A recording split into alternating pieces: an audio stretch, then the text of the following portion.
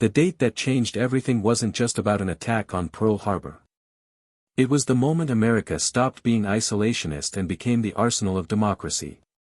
On that Sunday morning, 353 Japanese aircraft destroyed much of the Pacific Fleet. 2,403 Americans died. 8 battleships were damaged or destroyed. The shock was absolute. But what Japan didn't understand was what they had awakened. America in 1941 was already the world's largest economy, but it was operating at peacetime capacity. Factories built cars, refrigerators, and consumer goods. The military was small and poorly equipped. Industrial might existed but wasn't focused on war. President Roosevelt addressed Congress the next day, calling December 7 a date which will live in infamy. Congress declared war with only one dissenting vote. Within days, Germany and Italy declared war on America, making it a truly global conflict. What happened next was unprecedented in human history. America didn't just mobilize for war, it transformed itself into an industrial colossus that would outproduce the entire Axis combined. The sleeping giant was awake. And it was about to demonstrate productive capacity that the world had never seen and would never see again. Before Pearl Harbor, America's industrial potential was massive but unfocused. The country had recovered from the Great Depression through New Deal programs, but unemployment remained at 10%. Factories existed but ran at partial capacity. The automotive industry alone had the capability to produce millions of vehicles annually. Steel mills could outproduce any nation on Earth. Oil fields pumped more crude than anywhere else. Agricultural output was staggering. The infrastructure was already there, railroads crisscrossed the continent, electrical grids powered cities, ports could handle enormous shipping volumes. America had everything needed for industrial dominance: resources, factories, workers, and most critically, the ability to mass-produce using assembly line techniques pioneered by Henry Ford. But all this capacity was building civilian goods. In 1940, the U.S. military ranked 18th in the world in size, behind Romania. America produced just 331 military aircraft that year, compared to Germany's 10,000. The transformation that was about to occur would be so dramatic that enemy leaders would refuse to believe the production figures, assuming they were propaganda. They weren't. America was about to show the world what happens when the world's largest economy goes to total war. Even before Pearl Harbor, President Roosevelt understood that America's industrial capacity would determine the war's outcome. In December 1940, he gave his famous "Arsenal of Democracy" speech, arguing that America must become the supplier of Allied war materials. The Lend-Lease Act, passed in March 1941, allowed America to supply Britain, China, and later the Soviet Union with war materials. This was controversial. Many Americans wanted neutrality. But Roosevelt saw clearly, if Britain fell, America would face the Axis alone. After Pearl Harbor, Roosevelt set production targets that his own advisors thought impossible. In January 1942, he called for 60,000 aircraft in 1942 and 125,000 in 1943. He wanted 45,000 tanks in 1942 and 75,000 in 1943. He demanded 8 million tons of shipping in 1942 and 10 million in 1943. Military leaders, industrialists, and economists said it couldn't be done. The numbers were fantasy. There weren't enough factories, workers, raw materials, or time. Roosevelt didn't care.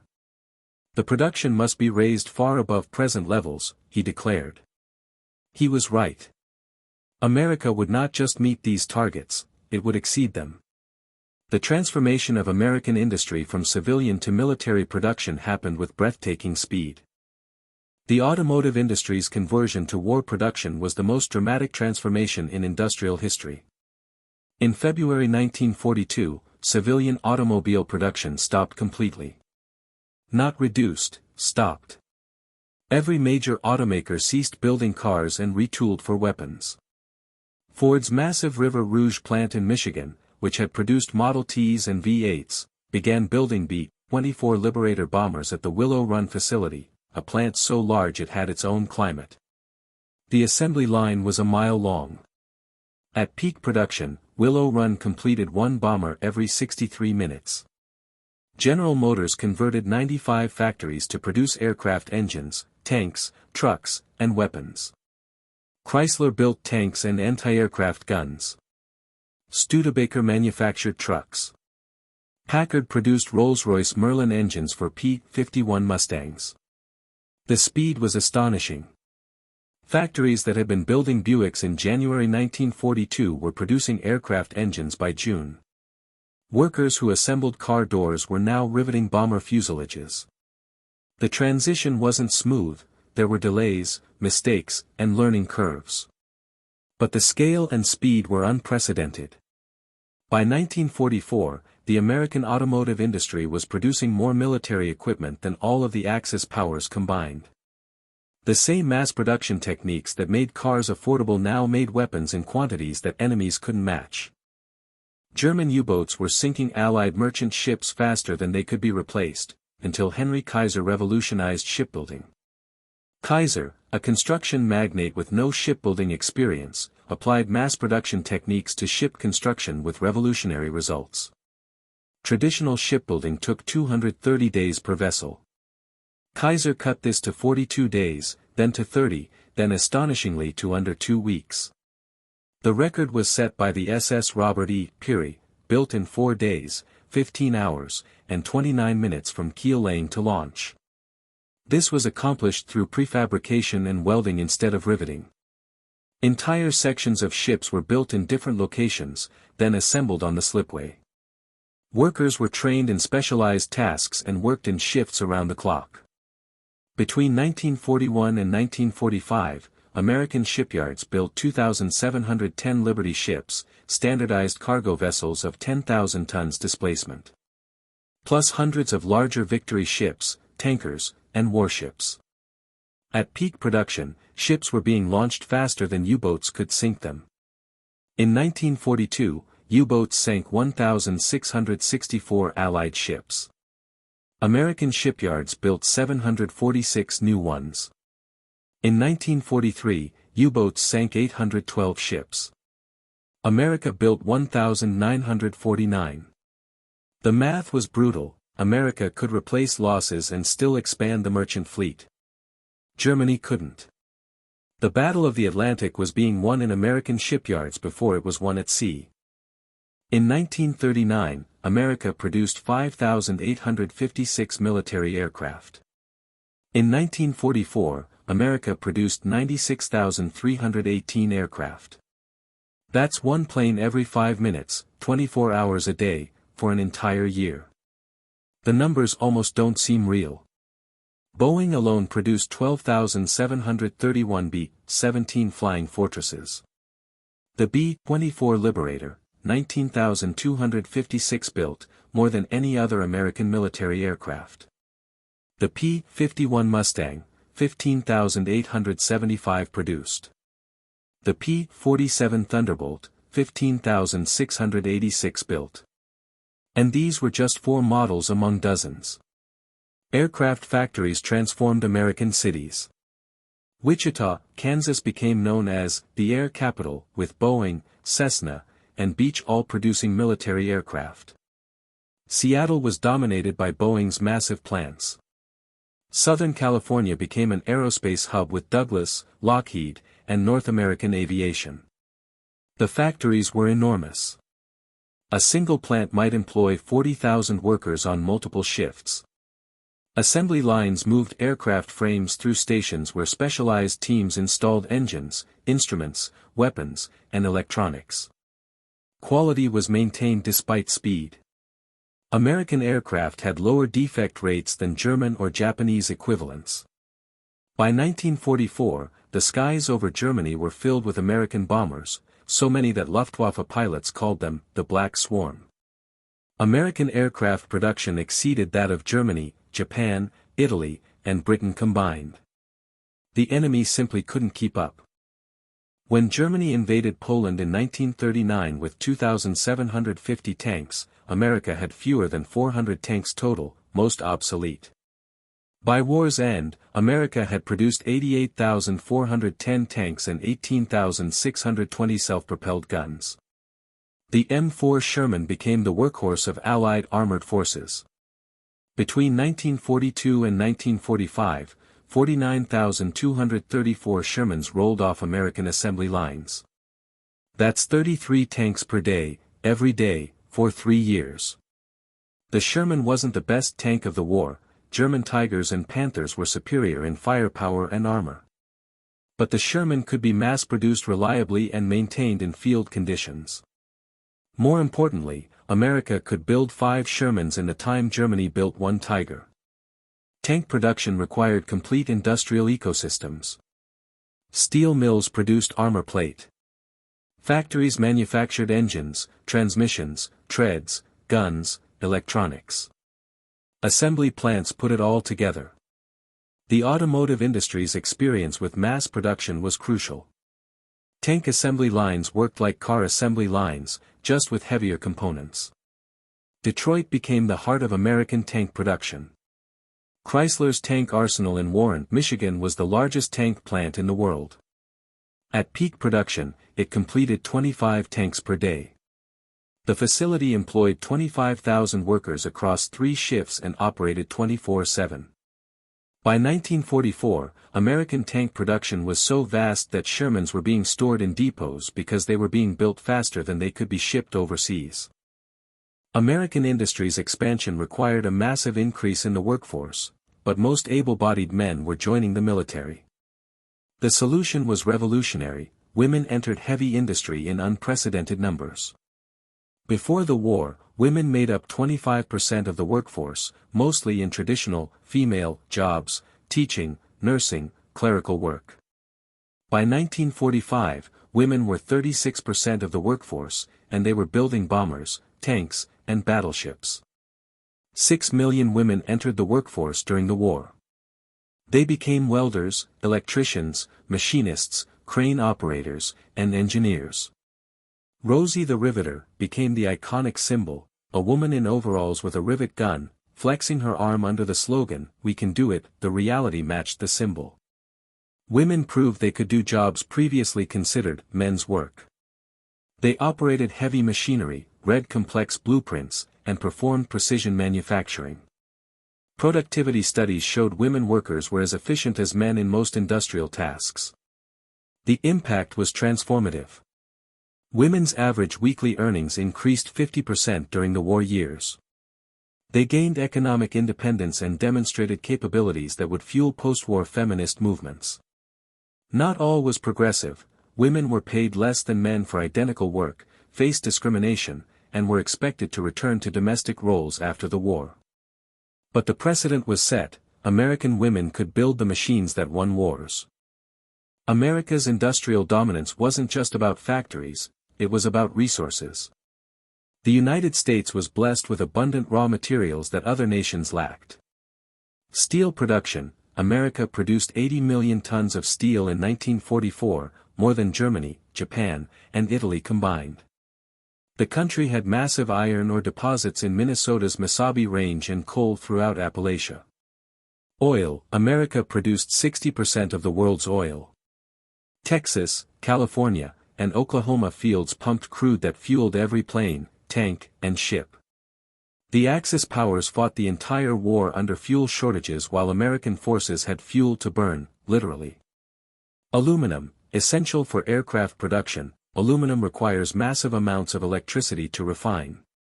America's hydroelectric dams in the Pacific Northwest and Tennessee Valley provided cheap, abundant power. By 1943, America produced more aluminum than all other nations combined. Copper: critical for electrical wiring and ammunition, America mined more copper than any other nation. Rubber: this was the one strategic material America lacked. Natural rubber came from Southeast Asia, controlled by Japan. But American chemists developed synthetic rubber that actually proved superior for some applications. By 1944, America produced 800,000 tons of synthetic rubber annually. The resource advantage meant America never faced critical shortages that plagued enemies. When German tanks were immobilized by fuel shortages and Japanese aircraft couldn't fly for lack of aviation gasoline, American forces operated without constraint. American industrial expansion required a workforce transformation of staggering scale. In 1940, 9 million Americans were unemployed. By 1944, unemployment was 1.2%, essentially full employment. The industrial workforce expanded from 46 million to 54 million workers. But 12 million men entered military service, creating a massive labor shortage. How was this resolved? First, women entered the workforce in huge numbers, as already discussed. Second, older workers postponed retirement. Third, teenagers took jobs in unprecedented numbers.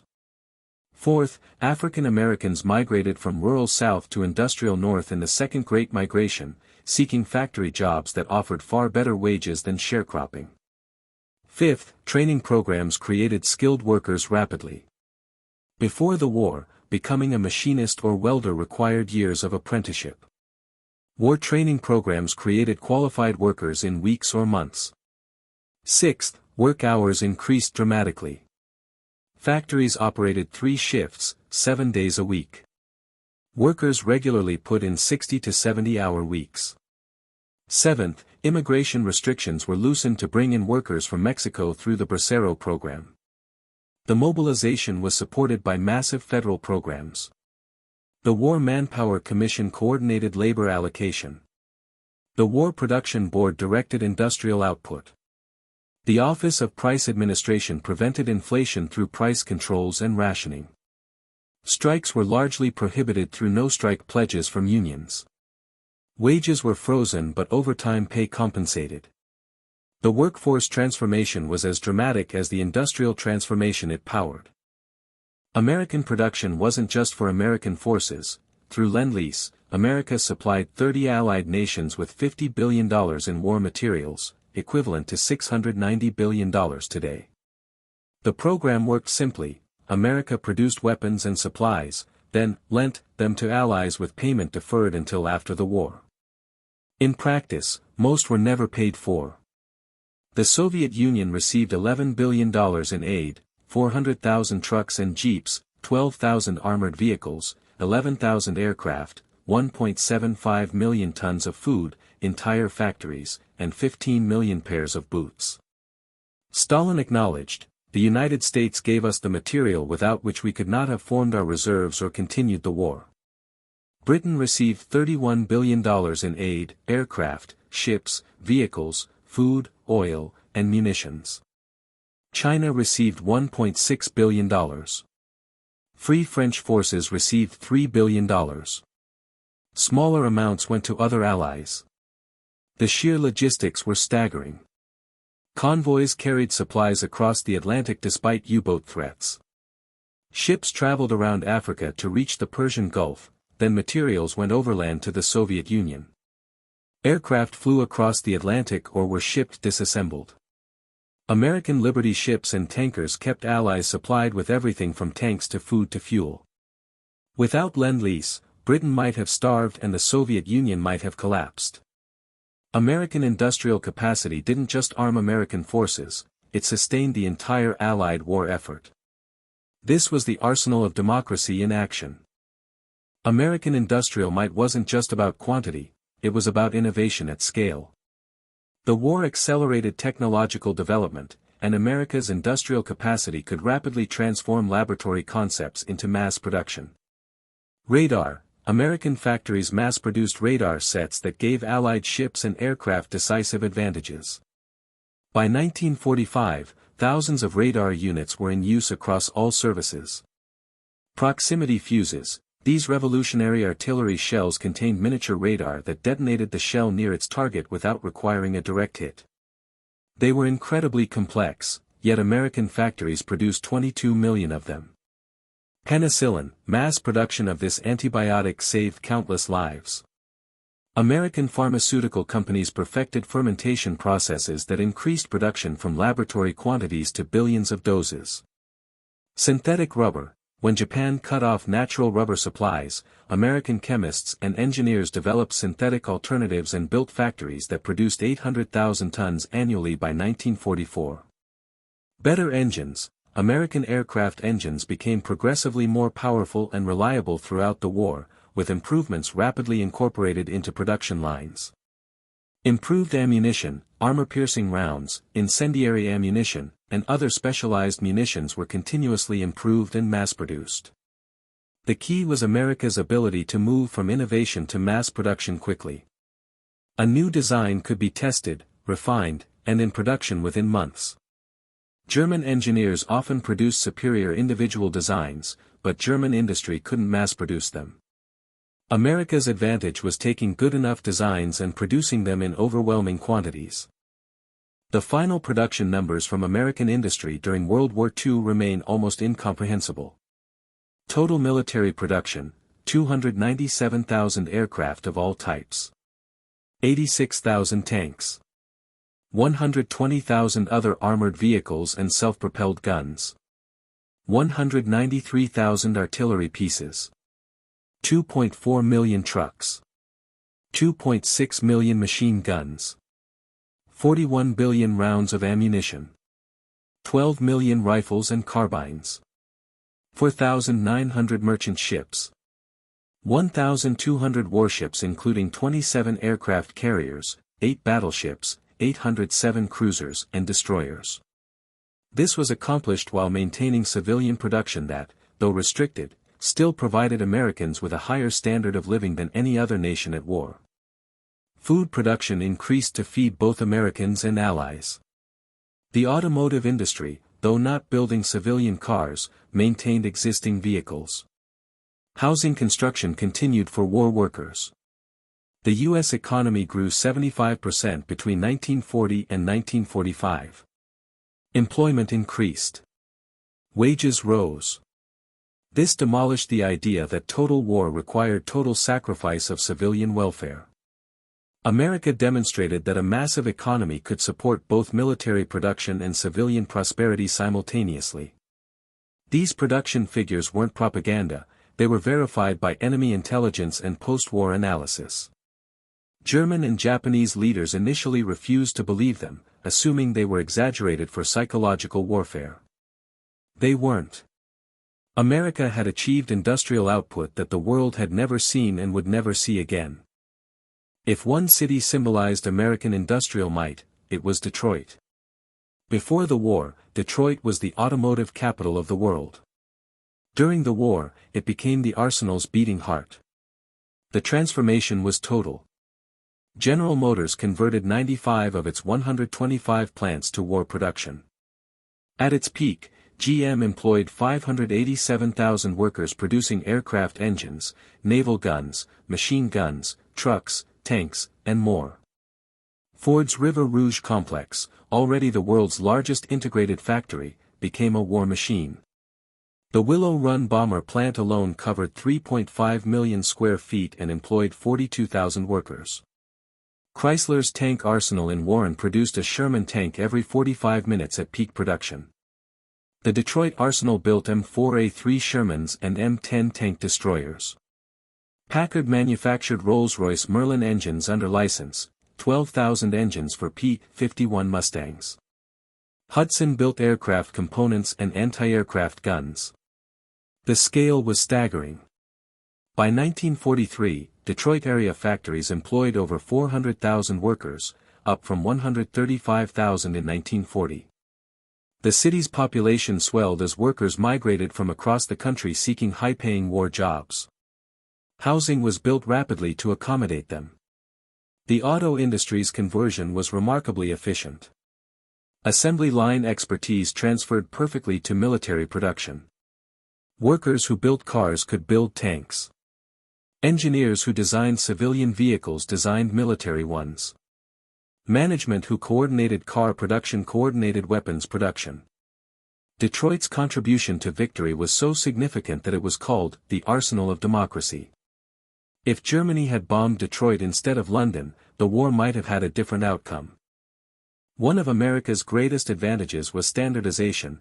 building products to uniform specifications that allowed interchangeability and simplified maintenance.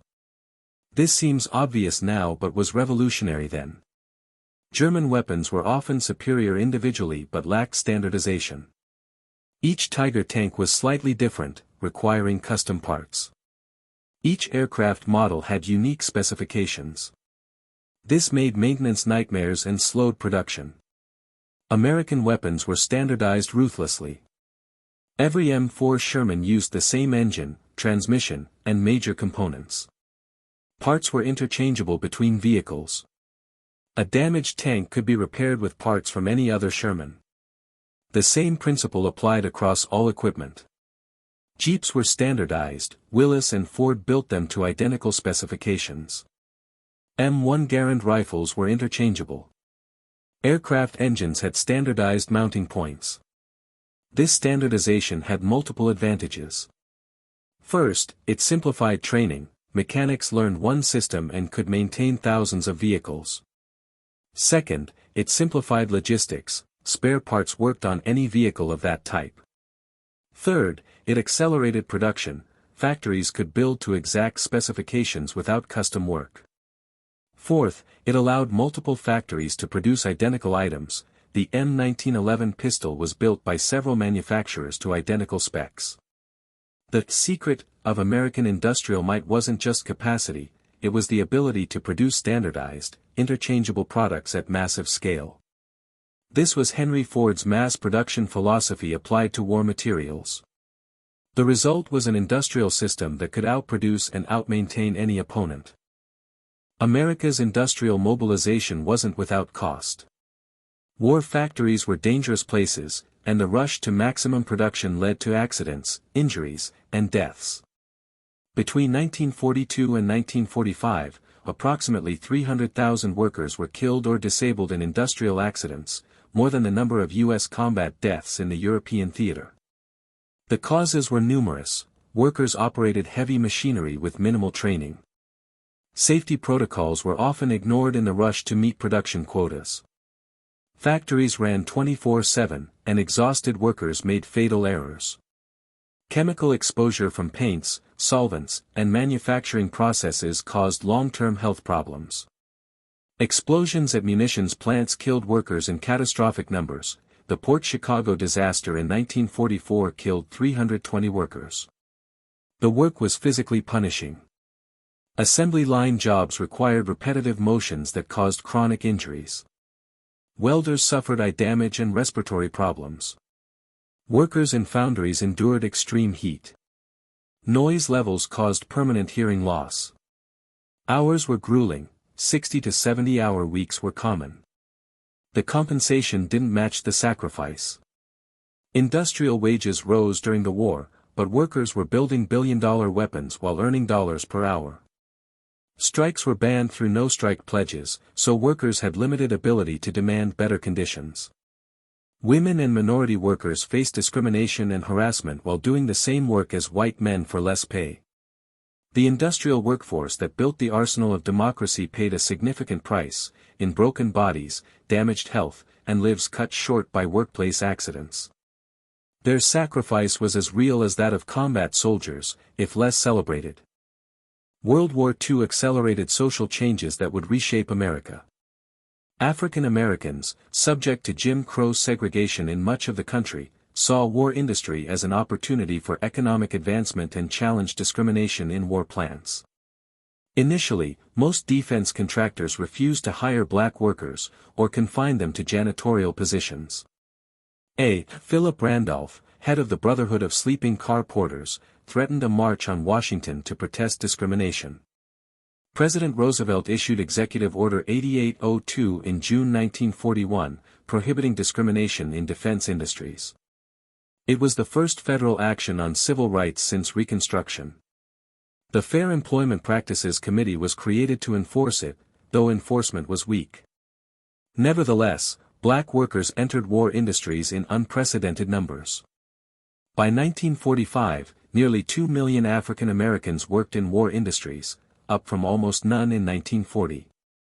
They built ships, aircraft, tanks, and munitions alongside white workers, though often in segregated facilities. The work paid far better than agricultural labor or domestic service. Black workers earned enough to buy homes, cars, and provide for their families. The economic impact was transformative for black communities. But the experience was often bitter. Black workers faced discrimination, harassment, and sometimes violence from white co-workers. Race riots erupted in Detroit in 1943, partly over tensions around war jobs and housing. Black workers were often the last hired and first fired. Post-war, many lost their jobs to returning white veterans. Yet the experience had lasting impact. Black workers who built the weapons that defeated fascism abroad questioned why they faced oppression at home. The Double V campaign, Victory Abroad and at Home, gained momentum. The war experience contributed to the civil rights movement that would emerge in the 1950s. While American industry produced weapons at unprecedented rates, civilians faced rationing to ensure resources went to war production. But compared to other nations, American rationing was mild. Rationing began in 1942 and covered numerous items. Gasoline was rationed. Most civilians received A stickers allowing 3 to 4 gallons per week. Tires were severely rationed because rubber was critically short. Sugar was limited to half a pound per person per week. Coffee was rationed for a time. Meat, butter, and canned goods required ration stamps. Shoes were limited to 3 pairs per person per year. Americans responded with victory gardens. 20 million households grew vegetables, producing 40% of the nation's produce. Scrap drives collected metal, rubber, and paper for recycling into war materials. Children collected tin cans and scrap metal. But American rationing was generous compared to Britain, Germany, or Japan. Americans never faced starvation or severe deprivation. Food was restricted but remained available. Civilian goods, while limited, continued to be produced. The economy actually grew during the war. Wages increased. Unemployment disappeared. The home front experience showed America's unique position, able to fight a global war while maintaining civilian prosperity. This wasn't sacrifice at the level other nations endured. It was inconvenience. Americans put up with rationing because they understood it was necessary and temporary. And because, unlike citizens of other nations, they could see tangible evidence that their rationing was producing results, the war was being won. The atomic bomb program demonstrated American industrial capacity applied to the most complex scientific endeavor in history.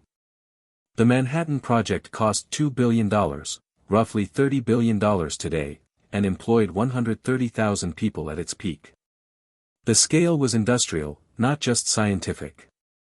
Oak Ridge, Tennessee became a city of 75,000 people almost overnight, built to operate uranium enrichment facilities. The Y-12 electromagnetic separation plant covered 81 acres and consumed more electricity than most cities. The K-25 gaseous diffusion plant was the largest building in the world at the time, covering 44 acres under one roof. It processed uranium through 4,000 stages of diffusion. Hanford, Washington built plutonium production reactors and processing plants employing 50,000 workers. Los Alamos, New Mexico was the design laboratory where scientists developed the actual weapons. The achievement wasn't just scientific, it was industrial. Separating uranium-235 from uranium-238 required technologies that didn't exist. American engineers invented them, built them, and scaled them to industrial production. Producing plutonium required building nuclear reactors, technology only 3 years old. American industry built them.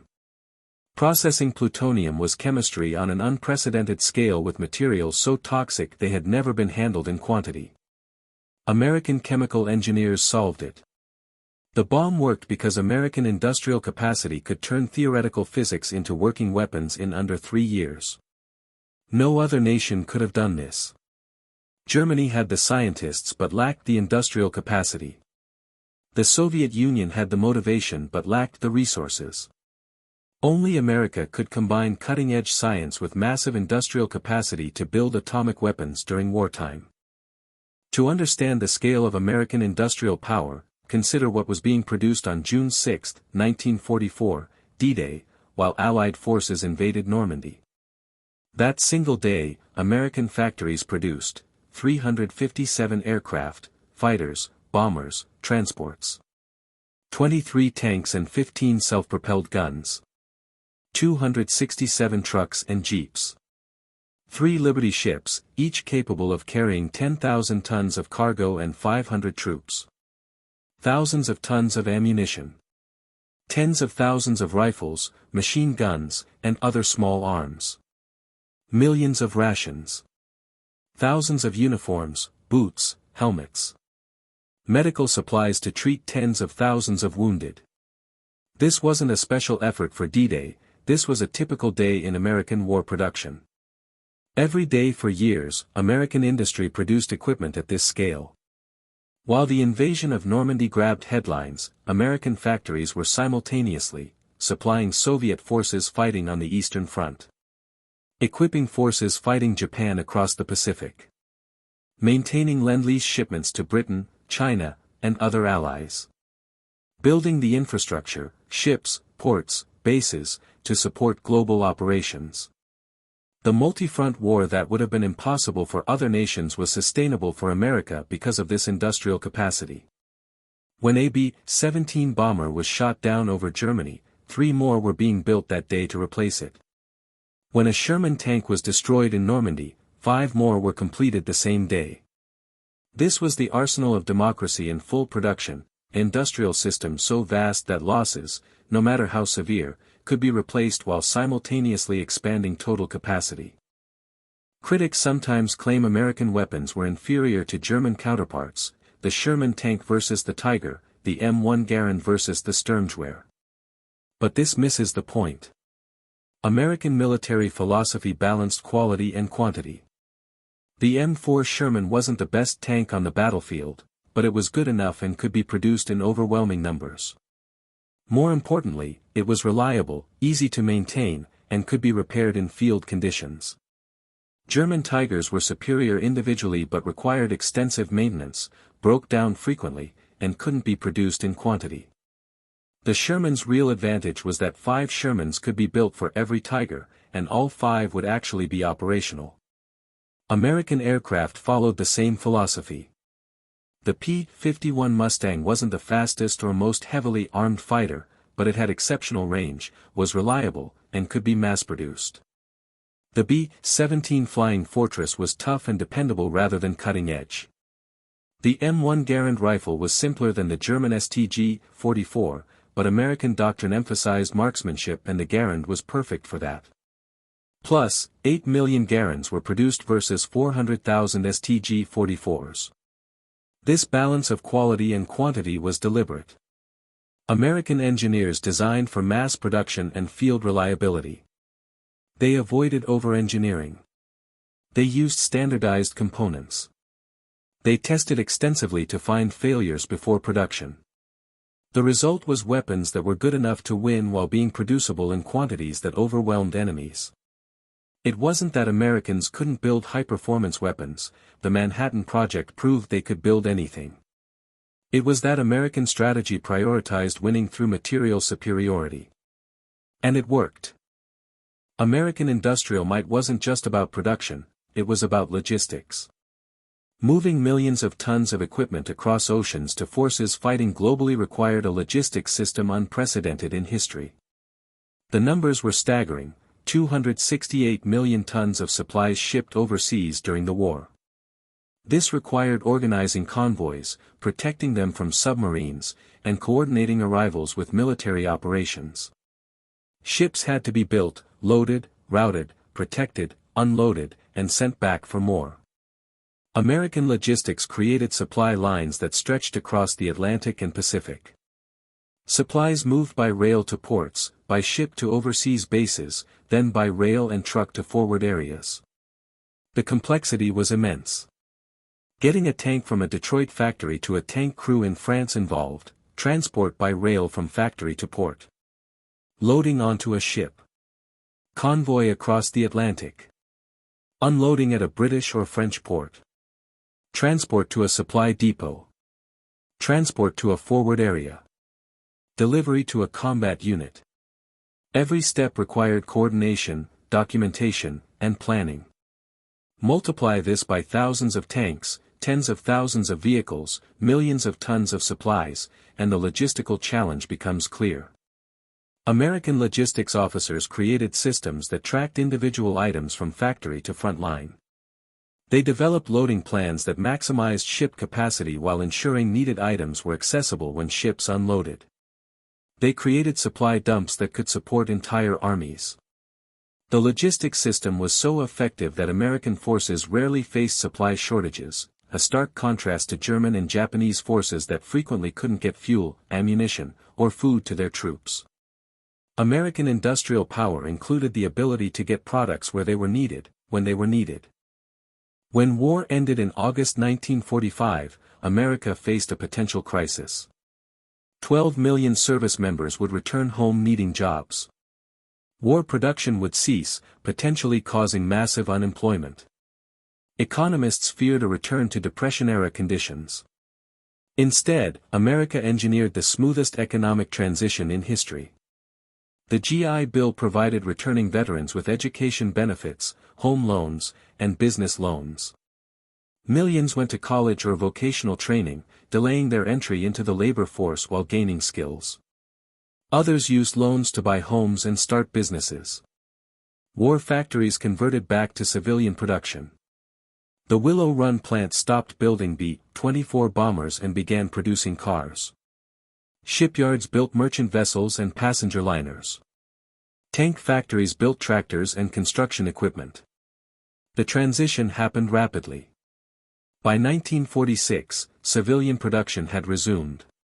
By 1947, the economy was growing robustly. Pent-up consumer demand, Americans had saved money during the war when consumer goods were unavailable, fueled a buying boom. Housing construction exploded as veterans started families. The automotive industry resumed building civilian vehicles, and Americans bought them in record numbers. Instead of depression, America experienced unprecedented prosperity. The industrial capacity built during the war powered economic growth for decades. The engineers, managers, and workers who had produced weapons now produced consumer goods with the same efficiency. By 1950, America had half the world's manufacturing capacity and produced 60% of global economic output. The industrial superpower status achieved during the war became permanent dominance in the post-war era. World War II permanently transformed American industry in ways that shaped the modern world.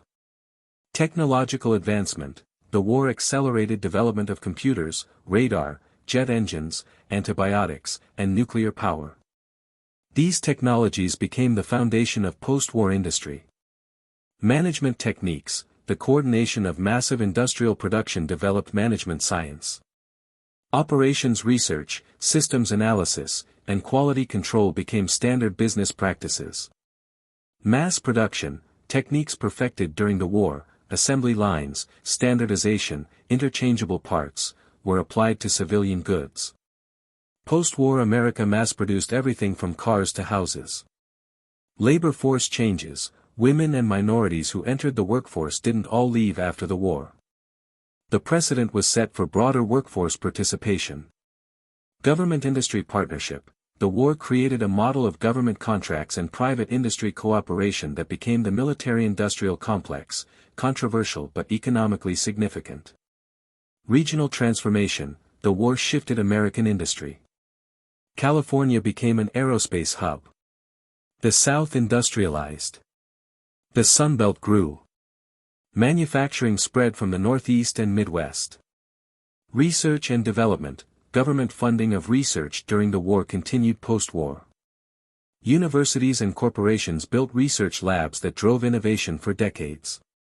The military-industrial complex. Defense spending became a permanent part of the economy, driving technological development and employing millions.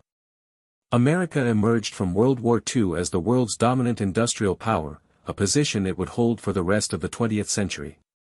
The transformation that began on December 7, 1941 made America the industrial superpower that shaped the modern world. There wasn't really one day when America became an industrial superpower.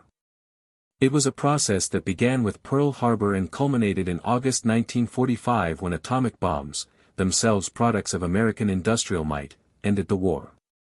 But if we had to choose one symbolic moment, it might be this, September 2, 1945, aboard the USS Missouri in Tokyo Bay.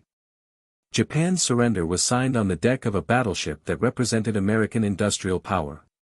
The Missouri displaced 45,000 tons and was built in 3 years. It was one of thousands of ships built during the war.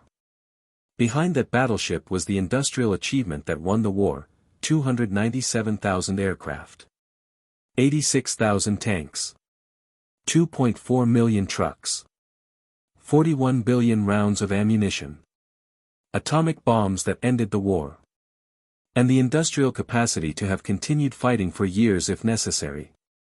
German and Japanese leaders had gambled that America lacked the will and capacity to fight total war. They were catastrophically wrong. America demonstrated industrial capacity that the world had never seen. The achievement was unprecedented and unrepeatable. Never again would one nation so completely dominate global industrial production. Never again would industrial capacity expand so rapidly. Never again would an economy transform so completely from civilian to military production and back again. The day America became an industrial superpower wasn't a single day, it was the entire period from 1941 to 1945 when the nation's productive capacity was focused on winning a global war. What was accomplished in those years established American dominance for the rest of the century. The sleeping giant didn't just wake up. It stood up and changed the world.